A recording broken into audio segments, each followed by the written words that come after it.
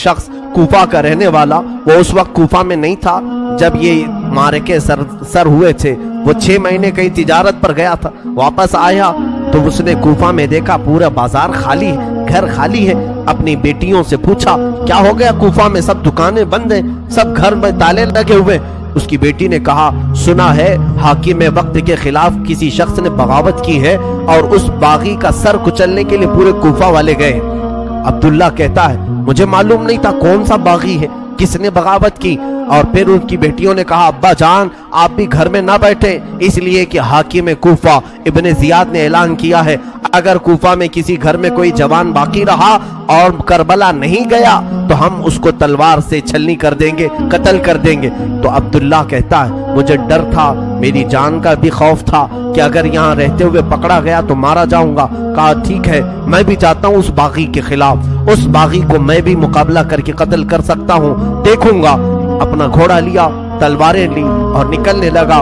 बेटी ने कहा बाबा जान बहुत सारा लश्कर गया है उस बागी को कत्ल करने के लिए, आप भी उस लश्कर में मिल जाएं। और सुना है जंग के बाद माले गनीमत हाथ आता है, माले गनीमत हाथ आता है, जो भी माल मिलता है वो फौजियों में बांटा जाता है। बाबा जान मुझे यमनी अकीक पत्थर बड़ा पसंद है, यमन का अकीक पत्थर बड़ा पसंद है, अगर वो माले गनीमत में मिल जाए तो लेते आ जाना।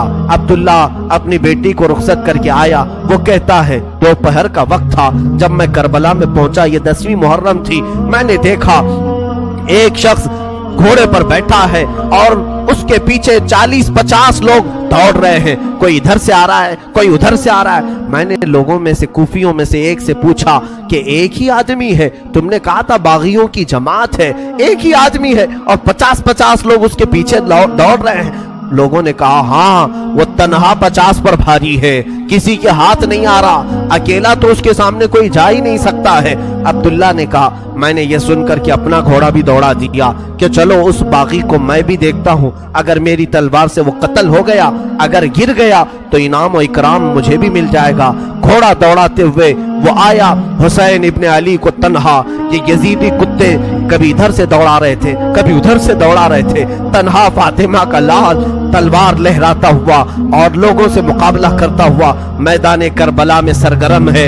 अब्दुल्ला कहता है मैं पीछे घोड़े को दौड़ाता हुआ आया, मैं हुसैन इब्ने अली के घोड़े से सिर्फ 2 हाथ के फासले पर रह गया था।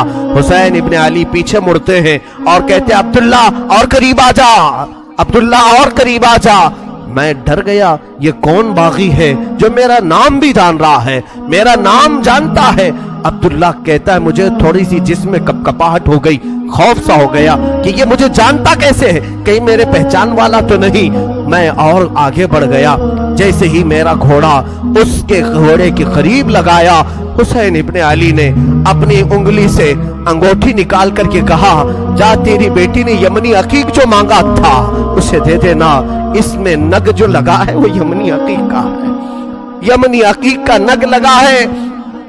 क्या तू अपने घर से निकल रहा था, तेरी बेटी ने अकीक नहीं मांगा था?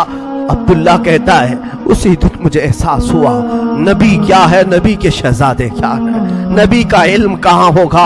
मेरे अजीजों, हुसैन इब्ने अली ने उस दिन भी सखावत के दरिया को रोका नहीं, अपनी अंगूठी निकालकर जैसे ही अब्दुल्ला को दिया, उन्होंने अंगूठी जैसे लिया और सलाम किया, कहा मौला हुसैन अब अंगूठी लेकर जाने में क्या मजा है, मैं तो अपनी जान तुम्हारे कदमों पर निछावर करके जाऊंगा।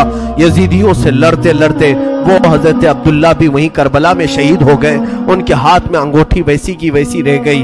मौला हुसैन उस वक्त भी नवाजना नहीं छोड़ते हैं, अता करना नहीं छोड़ते हैं, इसीलिए ये सखावत का घराना है, ये सखी लोगों का घराना है।